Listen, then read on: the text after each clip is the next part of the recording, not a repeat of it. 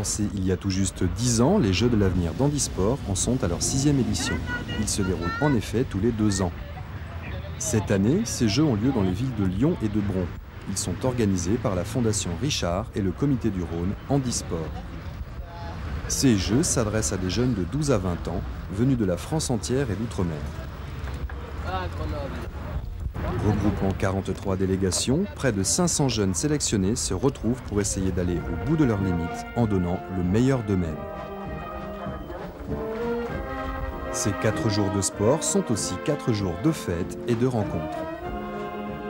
La compétition permet aux jeunes de s'épanouir en faisant preuve d'un équilibre à la fois physique et surtout psychologique. Outre l'aspect purement sportif, le souci principal des organisateurs est de sensibiliser le public à l'importance de cet événement qui favorise incontestablement l'insertion ou la réinsertion sociale.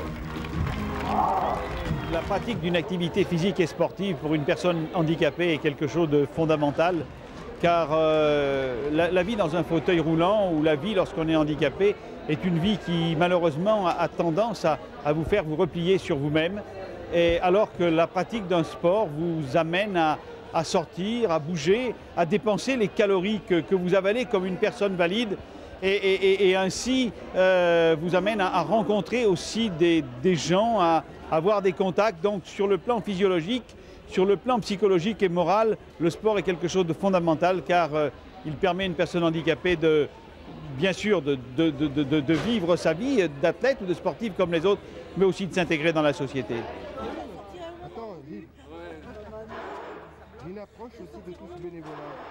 J'ai voulu participer aux Jeux de l'avenir à ma manière en tant que supporter, spectateur, tout simplement pour soutenir les futurs champions olympiques de demain, puisque tous les jeunes qui sont là aujourd'hui ont moins de 20 ans. Alors les Jeux de l'avenir aussi, c'est quoi? C'est une ouverture d'esprit, c'est une philosophie, le fait de faire du sport. Quand tu as un handicap, tu es diminué physiquement, tu as besoin de t'épanouir. Alors il y en a qui vont prendre la lecture pour s'évader, il y en a qui vont prendre la peinture pour se faire des plans. Ben, le sport, c'est une manière d'ouvrir son esprit sur les autres, de se battre contre soi-même, de dépasser son handicap. Donc quand tu es capable de gagner contre un type qui est paraplégique, qui est polio, qui est amputé, tu es capable d'assumer ton handicap. Donc automatiquement, dans le domaine professionnel, dans le domaine familial, dans le domaine social, une ouverture va se faire. Je dis bonjour à tout le monde. Je m'appelle Stéphanie Pouchois. Je suis sourde et je suis très honorée d'être Miss Élégance et d'être ici avec les handicapés, que je sois sourde,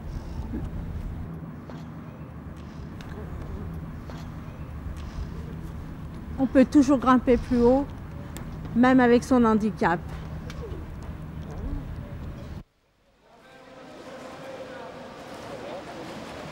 Je crois que ce que je vais dire rassemble tout à fait l'avis de tous les techniciens du sport handicapé à travers la France. Je dirais que la natation est bien souvent le réservoir de jeunes sportifs. Bien souvent, ils débutent par la natation et ensuite, lorsqu'ils réussissent rapidement, bien sûr, on les garde et ils se dirigent vers un entraînement et vers des performances de niveau national ou international. Mais beaucoup, bien sûr, découvrent le sport, l'effort physique et ensuite ils s'investissent dans d'autres disciplines sportives. C'est pour ça que bien souvent, les techniciens, quels qu'ils soient, apparaissent au bord du bassin parce qu'ils savent très bien que dans la natation se trouvent des futurs sportifs de toutes les disciplines que l'on rencontre en handisport, puisqu'il y a quand même un peu plus d'une trentaine de disciplines sportives qui sont structurés au sein de la Fédération française handisport. C'est vrai que bon, ça a été au début, j'avais un peu peur parce que je me demandais si j'allais arriver jusqu'au bout. Et puis je suis partie et puis j'ai fait tout ce que j'ai pu pour arriver jusqu'au bout, quoi. Je suis très fière de moi parce que j'étais vraiment pas du tout sûre d'y arriver, quoi. 30 minutes pour moi au début, ça me semblait énorme. Et bon, je suis très fière de moi d'être arrivée jusqu'au bout, quoi. Je tenais à faire cette course parce que l'endurance en natation est quelque chose de très important. Et ça permet de pousser ses limites et de pouvoir se surpasser.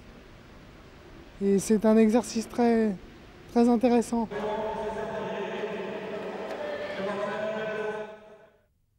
Et tu voulais vraiment donc faire la compétition. Qu'est-ce que tu penses que ça t'apporte de faire la compétition? Parce que tu t'es préparé pour gagner. Ouais. Pourquoi? Qu'est-ce que tu penses que ça t'apporte? Ça apporte un plus, en confiance en nous. En se disant que bon, il n'y a pas que ceux qui marchent qui peuvent faire des courses, des trucs comme ça. Que nous aussi on peut participer à plein de sports différents. Voilà.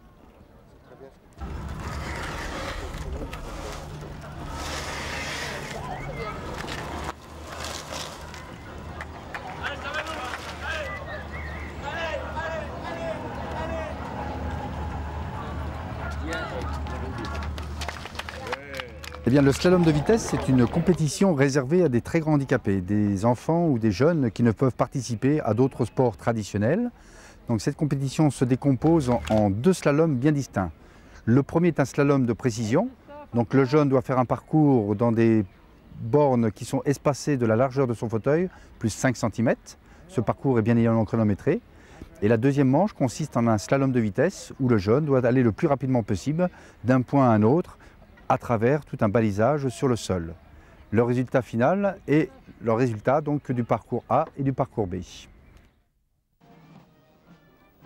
L'organisation de ces 4 jours de compétition n'est pas une mince affaire. Elle a demandé à ses principaux organisateurs plus d'une année de préparation.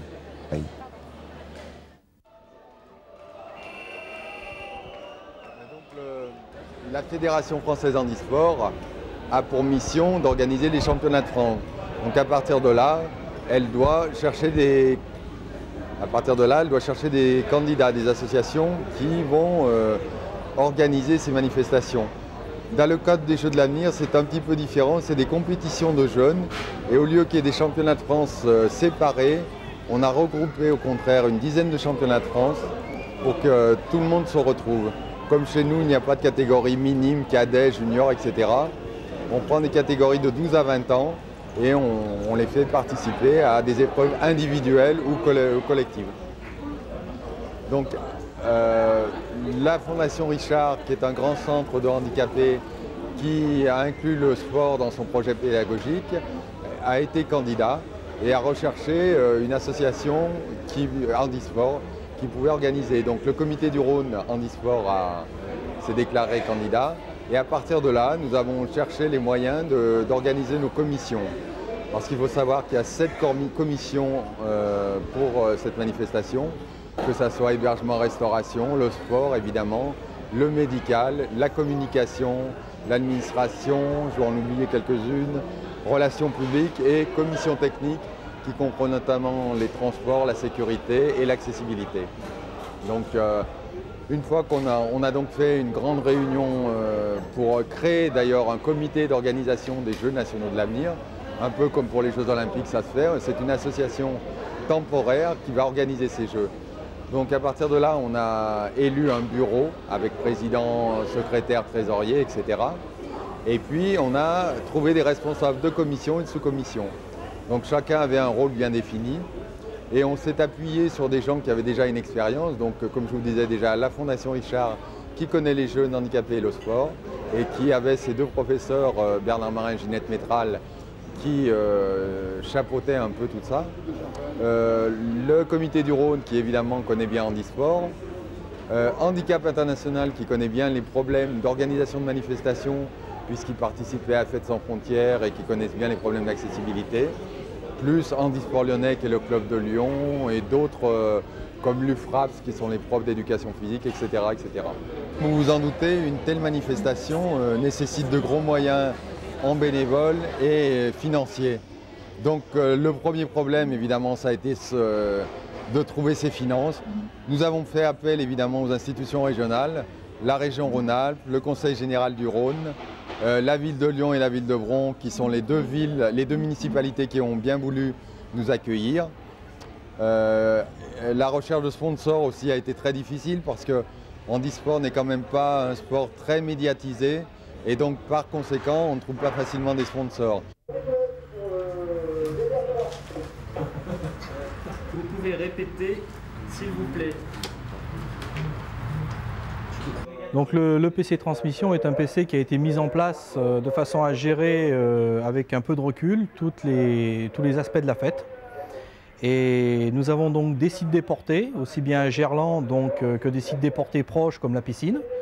Tous ces sites sont reliés par radio avec un PC Transmission qui gère toutes les communications, les retransmet éventuellement sur les autres réseaux. Donc je crois qu'il est important de préciser que tous les opérateurs radio qui sont au PC Transmission et sur les sites déportés ou non sont tous des bénévoles venant du milieu radio-amateur, donc ce sont tous des radio-amateurs, renforcés par des équipes de volontaires de Bioforce. Donc lorsque les sponsors, je dirais, qui vous donnent des espèces sont difficiles à trouver, à ce moment-là, on essaye de trouver des prestations en nature. C'est ce qui s'est passé notamment pour la restauration. Il y a beaucoup de fournitures gratuites, Coca-Cola ou Eurest, etc. La sécurité, où on a du gardiennage aussi pratiquement gratuit. Les transports, où la société Optibus a mis à sa disposition beaucoup de minibus aménagés pour le transport des athlètes. J'en oublierai certainement parce que on a vu qu'il y avait un bel élan de générosité envers notre manifestation et c'est très réconfortant. Malheureusement, quand même, le budget à l'heure actuelle n'est pas encore bouclé parce que beaucoup de promesses n'ont pas été tenues à la hauteur fixée au départ et malheureusement, nous aurons certainement un petit déficit à la fin de cette organisation. Autrement, pour les moyens en personne, là aussi, vous doutez qu'il en fallait beaucoup. C'est un groupe d'environ 600 bénévoles qui va participer à ces Jeux. Voilà, c'est-à-dire que nous, on est une société de gardiennage extérieur, mais on est absolument tous bénévoles. Et on est là parce que on se sent concerné par justement par ce qui se passe. Déjà, on a eu au départ une trentaine de personnes qui ont participé aux différentes commissions que je vous ai citées. Et là, les 600 bénévoles, notamment, il y a à peu près 300 juges et arbitres, puisqu'il y a 10 sports différents. Nous avons une commission médicale de 110 personnes qui comprend des docteurs, kinés, infirmières, etc. Plus les prestations, le service des repas, la sécurité, comme je vous le disais, les transports, les ventes sur les sites, les buvettes, etc., les ventes de gadgets. Donc vous voyez que tout ça fait un nombre assez important de personnes et pratiquement toutes bénévoles. Donc c'est très encourageant pour notre avenir. J'ai choisi le bénévolat ici parce que ces enfants nous donnent beaucoup de, beaucoup d'espoir. Ils ont plus d'espoir que certains valides. Et c'est pour ça que je suis venu exprès pour eux. C'est tout là. Ah, c'est tout là. Qu'est-ce que c'est ça? Les chaussons.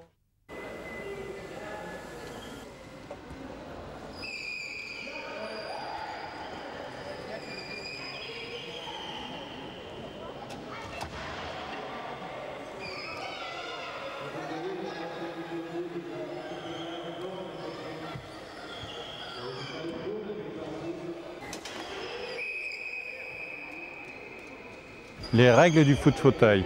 Les règles sont pratiquement les mêmes. On a essayé de conserver les mêmes règles que le foot valide. Bien sûr, compte tenu des fauteuils, on est obligé d'évoluer un petit peu. Donc l'évolution, c'est le terrain. Le terrain, on a choisi un terrain de basket parce qu'il n'est pas trop grand. On peut le retrouver en salle, donc on peut effectivement jouer l'hiver. Voilà pour le terrain. Les fauteuils, bien sûr, ont la possibilité de rouler beaucoup plus facilement sur un terrain en dur que sur un terrain en herbe qui ne pouvait pas convenir. Le ballon, on a pris le ballon le plus gros qu'on puisse trouver, qui est également le ballon de basket, mais c'est les seuls points qui sont comme pour le basket, hein. Tout le reste, la mise en jeu, les corners, les pénaltys, toutes les règles du foot sont restées.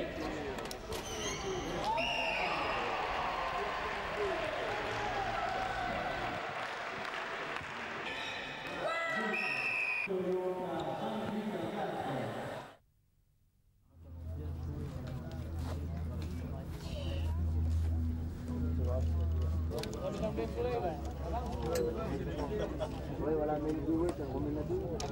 Il y en a un, je sais pas. Même un carte. Alors attends, Sarah, Ouais, moine là. Magali. Voilà. Qui c'est moine? C'est moi.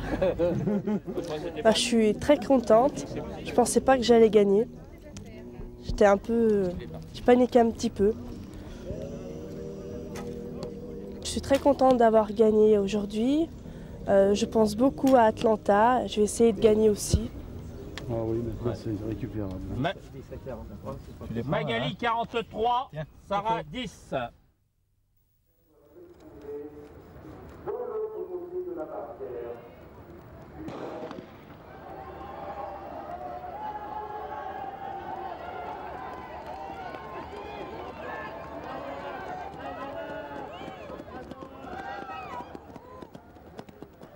C'est bien les gars, restez dans vos couloirs, restez dans vos couloirs.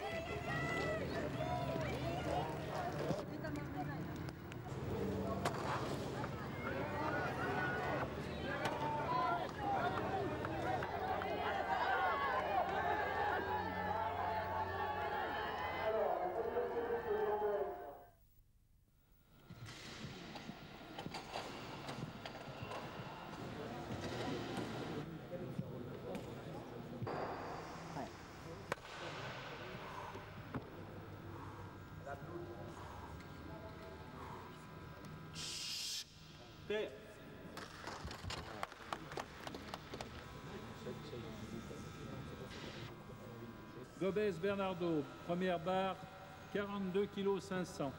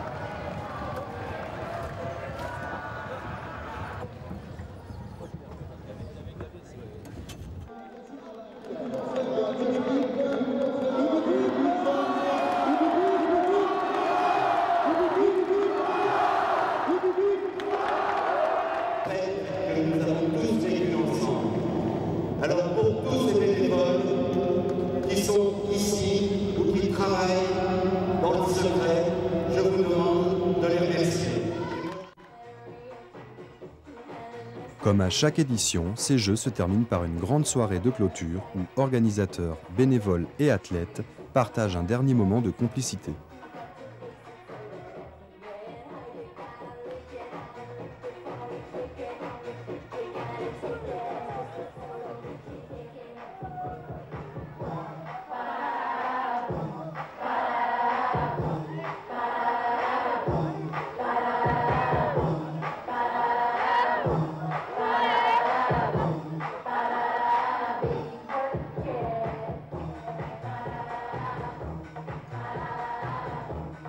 Espérons que les prochains Jeux de l'avenir, qui se dérouleront en 1997 à Strasbourg, rencontreront le même succès et offriront à ces jeunes un tremplin vers les Jeux Olympiques de Sydney en l'an 2000.